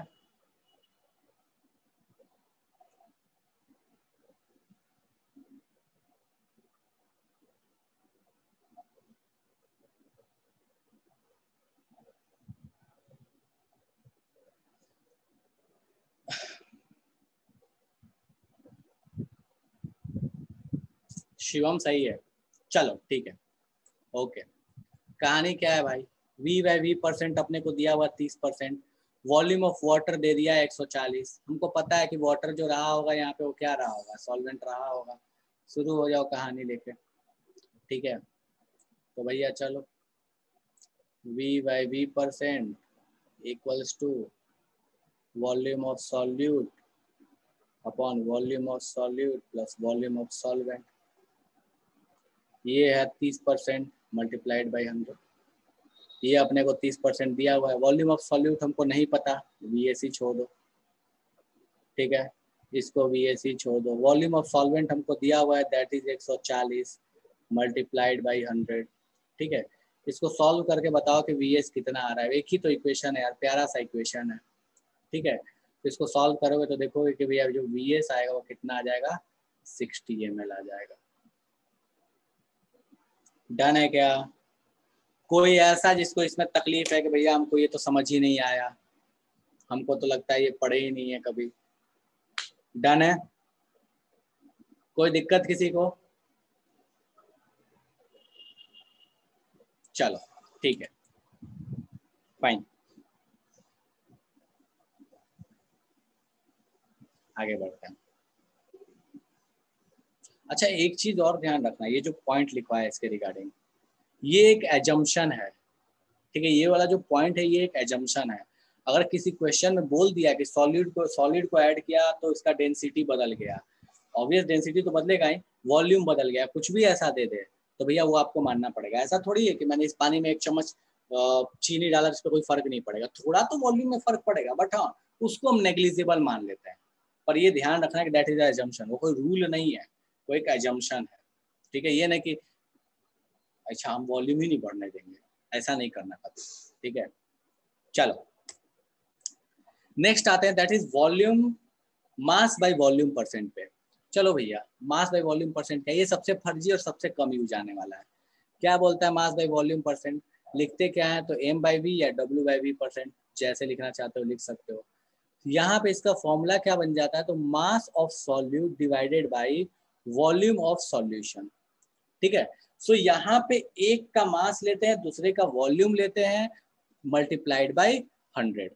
सो अभी तक की कहानी में आपने एक चीज तो नोटिस कर ली होगी, वो एक चीज इतनी सी है कि भैया ऊपर में हर केस में ऊपर में अपने पास सॉल्यूट आ रहा है और नीचे में सॉल्यूशन आ रहा है, चाहे कुछ भी ले रहे हैं, मास ले रहे हैं, वॉल्यूम ले रहे हैं, कुछ भी ले रहे हैं, ऊपर में अपने पास सॉल्यूट की क्वांटिटी आ रही है और नीचे में सॉल्यूशन की क्वांटिटी आ रही है। इस चीज को ध्यान रखना, ऊपर में सॉल्यूट नीचे में सॉल्यूशन, बस एक जगह ये कहानी जो है वो धोखा देगी, बाकी हर जगह सॉल्यूट सॉल्यूशन, चाहे वो कुछ भी हो, आगे आओगे तो मोल्स बन जाएगा, वॉल्यूम बन जाएगा, कुछ भी बन जाए, लेकिन रहेगा हमेशा सॉल्यूट और सॉल्यूशन, ठीक है? गुड वैष्णवी, चलो सो नेक्स्ट आते हैं, इस पर कोई क्वेश्चन की जरूरत नहीं है तो इसलिए इसको इग्नोर कर रहे हैं।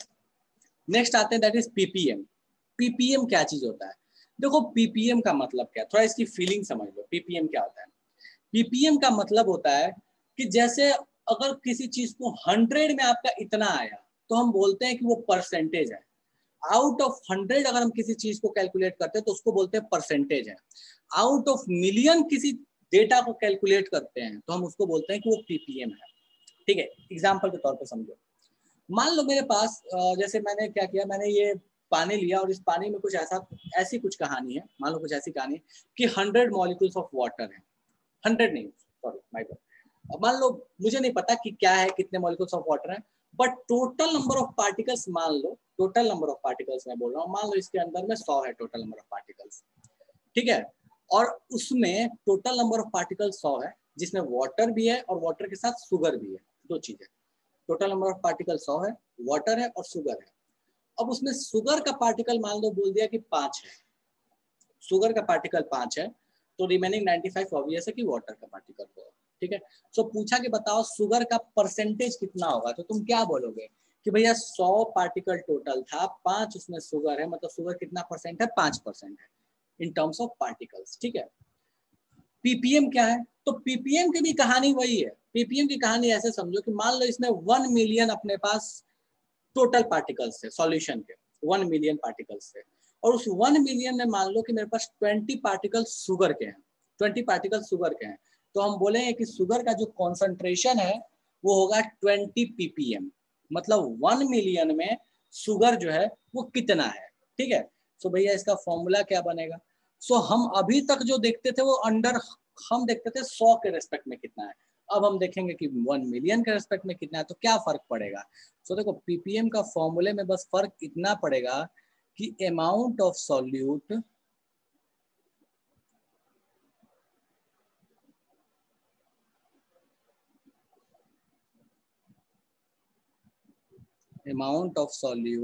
Divided by amount of solution multiplied by, हाँ बिल्कुल सही है बेटा, सही है, 10⁻⁶। 1 मिलियन का मतलब क्या होता है? 10 लाख, ठीक है?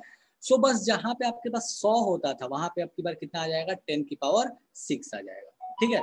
सो यही कहानी अपने पास पीपीएम की होती है। तो इस चीज को ध्यान रखना, कहाँ यूज किया जाता है और इसकी जरूरत क्यों पड़ी। तो देखो इसकी जरूरत इसलिए पड़ी क्योंकि जैसे पॉल्यूशन है, अब पॉल्यूशन क्या होता है ना, पॉल्यूशन क्या है तो भैया उसमें बहुत मतलब ऐसा है ना कि मिलियंस एंड ट्रिलियंस, क्योंकि भैया एयर बहुत है। सो पॉल्यूशन का थोड़ा सा भी होना ना अपने लिए घातक होता है, लेकिन वो थोड़ा सा जो होता है, बहुत थोड़ा सा, वो मेजर कैसे किया जाए। सो पॉल्यूशन में जो पॉल्यूटेंट्स के कॉन्सेंट्रेशन है वो मेजर करने के लिए, पानी में जो कोई खास तरह के कॉन्सेंट्रेशन जैसे फ्लोराइड आयन का कॉन्सेंट्रेशन, क्लोराइड आयन का कॉन्सेंट्रेशन, या जैसे बहुत सारी जो चीजें हम यूज करते हैं, टूथपेस्ट वगैरह यूज करते हैं, इसमें ये आयंस का कॉन्सेंट्रेशन जो बहुत कम अमाउंट में भी बहुत ज्यादा फर्क ला सकते हैं। सो उन चीजों के कॉन्सेंट्रेशन को मेजर करने के लिए पीपीएम का इस्तेमाल किया गया। ठीक है, सो पहली चीज है जो इसकी खास बात है कि बहुत स्मॉल कॉन्सेंट्रेशन को मेजर करने के लिए यूज किया जाता है।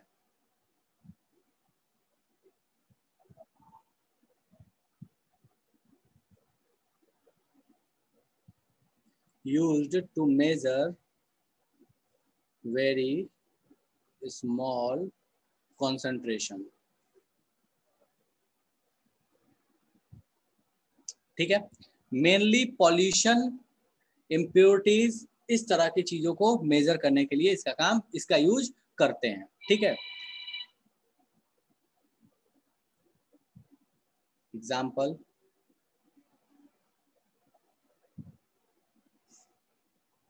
measuring concentration of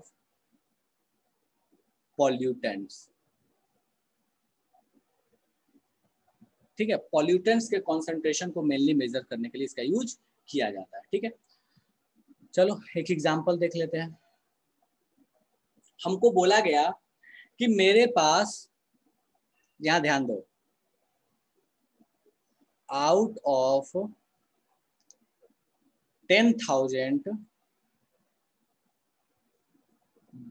10,000 gas particles number of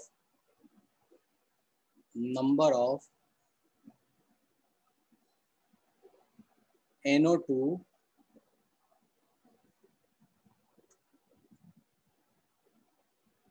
particles are 3. Find concentration of NO2 in terms of ppm। in terms of ppm क्या बोल रहा है? बोल रहा है कि मेरे पास 10,000 गैस पार्टिकल्स लिए गए, जिसमें से सिर्फ 3 जो थे वो अपने पास NO2 के पार्टिकल्स थे। तो बोला गया कि बताओ NO2 गैस पार्टिकल का कॉन्सेंट्रेशन कितना होगा इन टर्म्स ऑफ ppm। शुरू हो जाओ फटाफट से। ठीक है राघवेंद्र, ठीक है दीप, और किसने भेजा, अंजन ठीक है, निधि ठीक है, कल्याणी ठीक है, आनंद ठीक है। फर्जी सा क्वेश्चन है। ठीक है, सो इसकी कहानी क्या हो जाएगी भैया? सो इसकी कहानी कुछ ऐसे हो जाएगी, ppm इक्वल्स टू 3 पार्टिकल है, total number of particle solute के सॉल्यूशन के कितने भाई? सो सॉल्यूशन के टोटल नंबर ऑफ पार्टिकल्स है 10,000 मल्टीप्लाई बाय 10⁻⁶। इसको जैसे करोगे तो दिस विल बी 300। ठीक है, सो अपने पास कितना ppm आया? 300 आया। अब इस पे कुछ अच्छा क्वेश्चन बनता है, लेकिन उसके लिए आपको जब आगे पढ़ोगे, जब अपन हाइड्रोजन पढ़ेंगे, सो हाइड्रोजन में एक टर्म, हाइड्रोजन में और मेनली जब पी ब्लॉक पढ़ोगे, मेनली पी ब्लॉक में वो आएगा, एक चीज आएगा।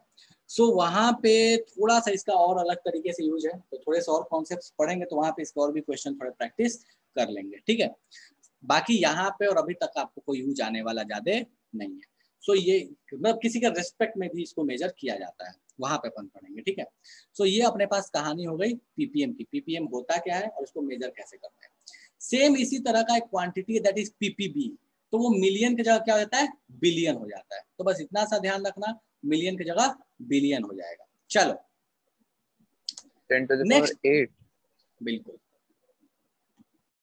चलो नेक्स्ट आते हैं अपन मोल फ्रैक्शन पे। ठीक है, मोल फ्रैक्शन क्या होता है? सो देखो भैया, मोल फ्रैक्शन क्या होता है अपने पास।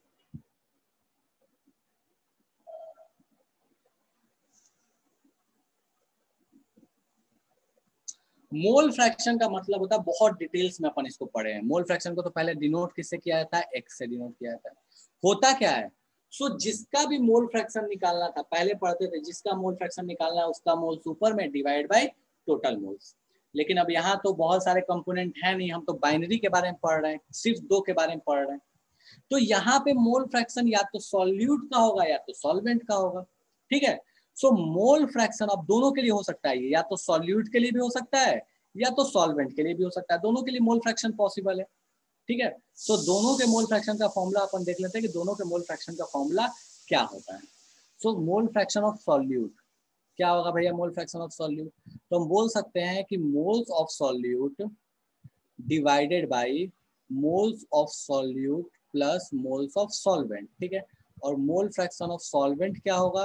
तो भैया मोल fraction of solvent is moles of solvent divided by moles of solvent plus moles of solute.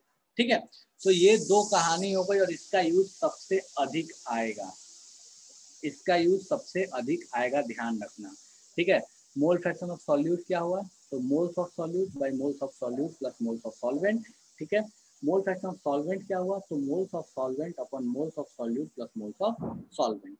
ठीक है, अब वहां पे भी हम एक चीज पढ़ा करते थे कि जितने भी कंपोनेंट है उन सबके मोल फ्रैक्शन का जो सम होता है वो 1 होता है। सो यहाँ पे भी ये चीज वैलिड होगा।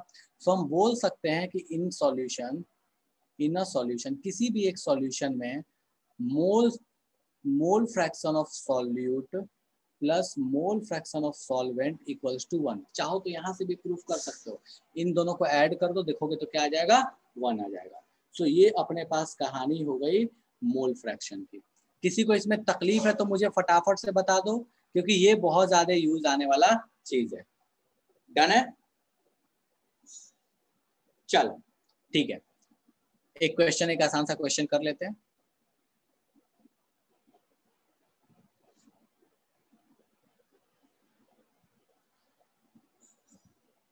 NaCl ले लिया, वाटर ले लिया। NaCl अपने पास है 117 ग्राम, वाटर अपने पास है 36 ग्राम। ठीक है, पूछा क्या है? मोल fraction of solute and mole fraction of solvent, दोनों ही पूछा है। मोल fraction of solute and mole fraction of solvent कितना कितना होगा, फटाफट से बताओ, शुरू हो जाओ। राघवेंद्र ठीक है, अंजन ठीक है, बिल्कुल आसान सा क्वेश्चन है यार, पेन पेपर उठाने की जरूरत नहीं पड़ेगी। सिद्धांत ठीक है, निधि गड़बड़ है,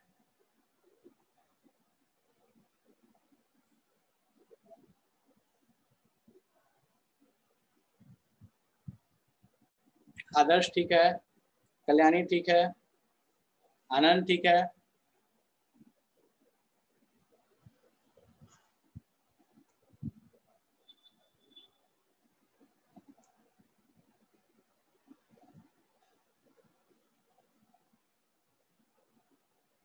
वैष्णवी ठीक है। चलो ठीक है, ओके।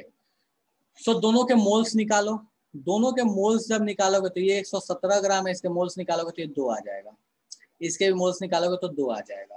ठीक है, दोनों के मोल्स 2 आ गए, तो भैया अब क्या करना है? 2/2 + 2 दैट इज 1/2, और यहाँ पे भी सेम कहानी रहने वाला है, दैट इज 1/2। तो दोनों के मोल फ्रैक्शन कितने आ जाएंगे? 1/2 एंड 1/2। ठीक है, चलो नेक्स्ट आते हैं, करो इस क्वेश्चन को सॉल्व। एनसीईआरटी का क्वेश्चन है, एक्सरसाइज का क्वेश्चन है, आराम से देखो, मैं समझा दे रहा हूँ। बोलता क्या है? Calculate the mole fraction of ethylene glycol, formula दिया है C2H6O2 in a solution containing 20% of C2H6O2 by mass। ठीक है, यहाँ पे आपको ये मान के चलना है, यहाँ कुछ नहीं दिया तो मान के चलो कि सॉल्वेंट वाटर है। मैं आपको बता दे रहा हूँ, यहाँ सॉल्वेंट आपको वाटर लेना है। ठीक है, कुछ नहीं दिया है, सॉल्वेंट वाटर लेना है।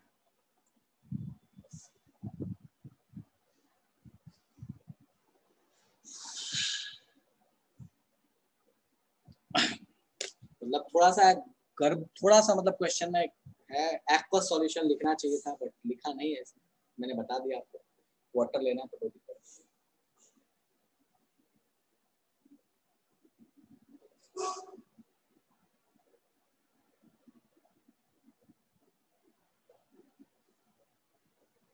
बोलो निधि, क्या बोल रही है वेपर प्रेशर?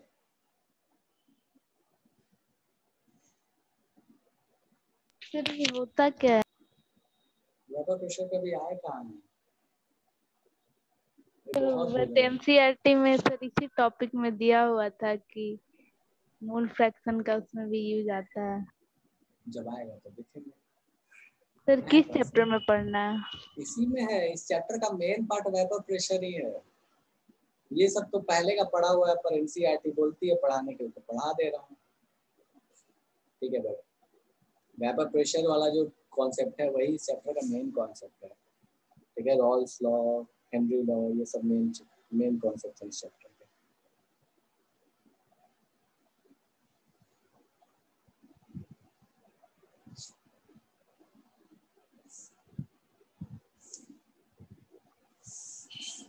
चलो ठीक है,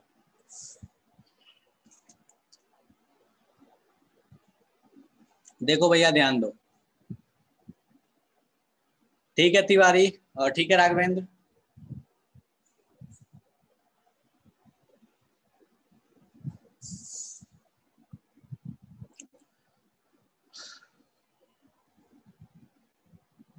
तिवारी ऑडियो ऑन करो, बताओ कैसे सॉल्व किया।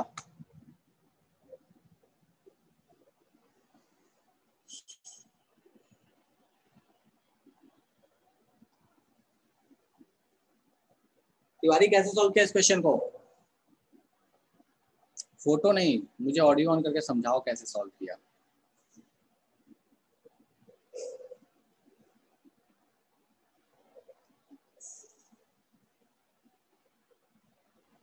चलो ठीक है, राघवेंद्र ऑडियो ऑन करो बाबू, बताओ कैसे सॉल्व किया। सर मतलब 100 मिलीलीटर 100 ग्राम मान लेंगे कितना पूरा सॉल्यूशन को, और ठीक है, 20 ग्राम हो गया आपका इथिलीन ग्लाइकॉल, और ठीक है, 80 ग्राम हो गया वाटर। हो गया, तो उसके बाद मोल कैलकुलेट कर देंगे 80/18 80/18। ठीक है, ओके। चलो सो इसको सॉल्व करने का तरीका क्या है? कुछ भी एक अमाउंट ऑफ सॉल्यूशन मान लो, याद करोगे तो उस टाइम में भी बताया करता था कि एक कुछ अमाउंट ऑफ सॉल्यूशन या कुछ अमाउंट ऑफ सॉल्यूट हम मान के इसको सॉल्व कर लेते हैं। तुम एक्स भी मानोगे तो कोई दिक्कत नहीं है, पर 100 मानना थोड़ा आसान होता है। 1 kg 100 इस तरह का डेटा लेना आसान है। ठीक है, सो एजम्पशन ले लिया, एज्यूम कर लो, जरूरी नहीं है 100 लेना, तुम्हारी मर्जी, तुम 1 kg भी ले लोगे तो कोई फर्क नहीं पड़ेगा। चलो ठीक है, सो चलो मैं राघवेंद्र ने 100 ग्राम लिया, चलो मैं 1000 ग्राम लेके सॉल्व कर देता हूँ। 1000 gram of solution, 1000 gram solution का मान लिया। चलो भैया, अच्छा 1000 ग्राम अगर सॉल्यूशन है तो उसने बोला है कि 20% जो है वो इथिलीन ग्लाइकॉल है। ठीक है भैया, सो हम बोल तो सकते हैं कि मास बाय मास परसेंट, और ये बोला है बाय मास, मतलब mass by mass percent. So m by m percent जो होगा वो कितना है? 20 है, और ये किसके बराबर होगा? तो ये किसके बराबर होगा भैया? तो mass of solute upon mass of solution into 100, इसी के बराबर होगा। यही फॉर्मूला होता है। चलो हमने सॉल्यूशन का मास तो 1000 ग्राम मान लिया, तो यहाँ 1000 पुट कर दो। ठीक है, सो जैसे यहाँ 1000 पुट करोगे तो मास ऑफ सॉल्यूट कितना आएगा? सो यहाँ 1000 पुट करोगे तो देखोगे कि मास ऑफ सॉल्यूट जो आ जाएगा वो आ जाएगा 200 ग्राम। डन है, इस 1000 को यहाँ करो, यहाँ से ये 10 से कैंसिल, 100 से ये कैंसिल होगा, यहाँ 10 बचेगा, इस 10 को ले आकर इधर मल्टीप्लाई कर दो तो वो 200 हो गया। सो मास ऑफ सॉल्यूट जो आ गया वो 200 ग्राम आ गया। ठीक है, अच्छा मास ऑफ सॉल्यूट अगर 200 ग्राम है तो मास ऑफ सॉल्वेंट कितना होगा? सो मास ऑफ सॉल्वेंट कितना होगा? सो हम बोल सकते हैं ना कि mass of solution minus mass of solute, यही होगा मास ऑफ सॉल्वेंट। सॉल्यूशन में से सॉल्यूट के मास को माइनस कर दिया। ठीक है, सो भैया सॉल्यूशन का मास कितना है? 2000 ग्राम। सॉल्यूट का मास कितना है? 200 ग्राम। ठीक है, तो 2000 में से 200 गया तो दैट इज 1800 ग्राम। 1800 ग्राम क्या अपने पास आ गया? सॉल्वेंट का मास आ गया। अब अपने को सॉल्वेंट का मास पता है, सॉल्यूट का मास पता है, तो दोनों के मोल्स निकाल लेंगे। चलो भैया दोनों के मोल्स निकाल लेते हैं। सो इसके मोल्स निकालो, इसके मोल्स निकालो। सो इसके मोल्स कितने आएंगे, ठीक है। सो ये 200 डिवाइडेड बाई इसका मोलर मास देखो तो कितना आ रहा है, इसका फटाफट से बताओ तो मोलर मास कितना आ रहा है। सर मास ऑफ सॉल्यूशन तो 1000 है ना, तो 1000 में से 200 सब्ट्रैक्ट करेंगे ना। अच्छा 2000 कैसे ले लिया यार, सॉरी सॉरी सॉरी सॉरी, ठीक है मेरे को ऊपर से 2 दिख गया, ठीक है 800। हाँ सो यहाँ बताओ फटाफट से मोलर मास कितना आ रहा है उसका, 62। 62, ठीक है। और इसके लिए अपने पास 800 डिवाइड बाई 18, ठीक है। सो ये दोनों के मोल्स आ गए, अब बस फॉर्मूले में पुट कर दो, आंसर निकाल लो, मैथमेटिकल कैलकुलेशन है बस इसके बाद। सो हमको बोला है कि मोल फ्रैक्शन ऑफ सॉल्यूट चाहिए, तो मोल्स ऑफ सॉल्यूट कितना हो गया, तो 200/62 डिवाइडेड बाई 200/62 प्लस 800/18। इसको सॉल्व करोगे तो ये 0.06 के लगभग आ रहा है कुछ, है ना, ये कुछ आ रहा है ना 0.06 के लगभग, ठीक है। चलो सो ये अपने पास हो गया आंसर 0.068, ठीक है। 0.0 मतलब राउंड ऑफ करोगे तो हालांकि 7 हो जाएगा, बट ठीक है चलो 6 लिख लिया। सो 0.068 मोल फ्रैक्शन आ गया। अच्छा सॉल्यूट का मोल फ्रैक्शन आ गया, कोई बोलेगा सॉल्वेंट का मोल फ्रैक्शन, तो वो भी निकाल सकते हो। कैसे निकाल सकते हो सॉल्वेंट का मोल फ्रैक्शन, तो मोल फ्रैक्शन ऑफ सॉल्वेंट यहाँ कितना हो जाएगा, वाटर का मोल फ्रैक्शन, तो 1 में से इसको माइनस कर दो, तो 1 माइनस 0.068, तो ये अपने पास आ गया सॉल्वेंट का मोल फ्रैक्शन, और ये अपने पास आ गया सॉल्यूट के मोल फ्रैक्शन। किसी को इस पूरे कहानी में तकलीफ है तो भैया मुझे बता दो, कोई चीज ऐसी जो समझ में नहीं आने वाली थी या बहुत भारी भरकम सा था। और एक कष्ट करना कि मोल कॉन्सेप्ट में जो पढ़ाया था, जो लास्ट में कॉन्सेंट्रेशन टर्म्स, जरा घर जाके उसको एक बार खोल के देख लेना, क्वेश्चंस रिवाइज कर लेना, ठीक है। देख लोगे तो थोड़ा सा अच्छा रहेगा, ठीक है। चलो ठीक है अंजन, तो ये अपने पास कहानी हो गई रिगार्डिंग कॉन्सेंट्रेशन टर्म्स के बेसिक के बारे में। आगे नेक्स्ट क्लास में अपन पढ़ेंगे मोलालिटी, मोलारिटी इसके बारे में, और फिर अपने पास आएगा हेनरी लॉ, रॉल्स लॉ जो इस चैप्टर का मेन पार्ट है, रॉल्स लॉ, ठीक है। और उसके बाद फिर आगे कहानी अपन डिस्कस करेंगे। रॉल्स लॉ के बाद फिर अपने पास जो भी कॉलिगेटिव प्रॉपर्टी वगैरह आएगा उन सब की बात करेंगे, ठीक है। सो यहाँ तक में किसी को तकलीफ है तो पूछ लो, बाकी आएगी कहानी नेक्स्ट क्लास में। डन है, चलो ठीक है, तो आज की सभा यहीं पे समाप्त करते हैं। जिसको डाउट है या कोई क्वेश्चन है, कुछ क्वेरी है तो पूछ लो, बाकी सभा समाप्त है। जिसका हो चुका है, जिसको कोई डाउट नहीं, वो जा सकता है। नॉर्मलिटी फॉर्मेलिटी से क्वेश्चन, बिल्कुल नॉर्मलिटी से क्वेश्चन आते हैं दीप, और नॉर्मलिटी से ही ज्यादा आते हैं क्वेश्चन, लेकिन नॉर्मलिटी अपने को इसमें नहीं पढ़ना, normality is the topic of red offs, ठीक है। फॉर्मेलिटी कुछ अलग नहीं होता, फॉर्मेलिटी बस इतना, नॉर्मलिटी और फॉर्मेलिटी में इतना सा का फर्क है कि मोलरिटी अपन डिफाइन करते हैं कोवेलेंट्स के लिए, लेकिन फॉर्मेलिटी डिफाइन करते हैं अपन आयनिक्स के लिए। मतलब आयनिक कंपाउंड होता है उसके लिए फॉर्मल मास होता है, सो जो वहाँ कॉन्सेंट्रेशन होता है दैट इज फॉर्मेलिटी, और मतलब यहाँ पे अपन कोवेलेंट की बात करते हैं तो बोल देते हैं दैट इज मोलरिटी, बाकी कोई फर्क नहीं है।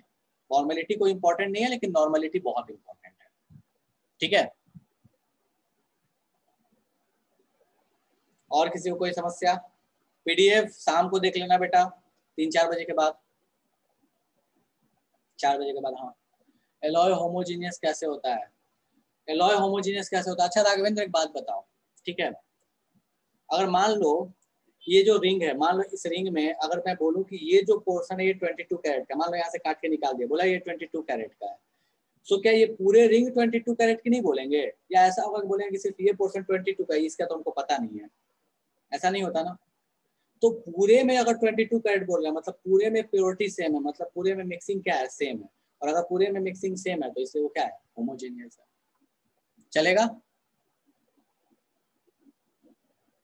या कोई पीतल का बर्तन ले लो, कोई ऐसा जो घर में पीतल का बर्तन उसको लेके देखो, क्या ऐसा है कि ऊपर वाला पोर्शन जो है वो ज्यादा अलग है, या किसी साइड में ज्यादा अलग है, मतलब कुछ शाइनिंग वाइनिंग है, किसी टाइप की जो चीज है वो अलग है, एक साइड अलग है, ऐसा तो नहीं है। मिक्सिंग तो क्या है, बराबर ही है, तभी तो सब जगह बराबर। या स्टेनलेस स्टील ले लो, सब छोड़ो यार, स्टील के बर्तन में तो खाते हैं अपन, तो स्टील ले लो, स्टील की कहानी क्या होती है, सब जगह सेम ही होती है। हाँ बिल्कुल जा सकते हो, जिसका हो गया कोई डाउट नहीं, जा सकते हो।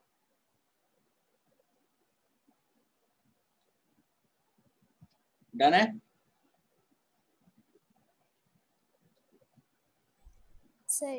बोलो। सर आप जो बताए थे जब हम लोग एक पूरा शुगर सॉल्यूशन वाला जो बता रहे थे कि एक बोरा हम लोग शुगर लेते हैं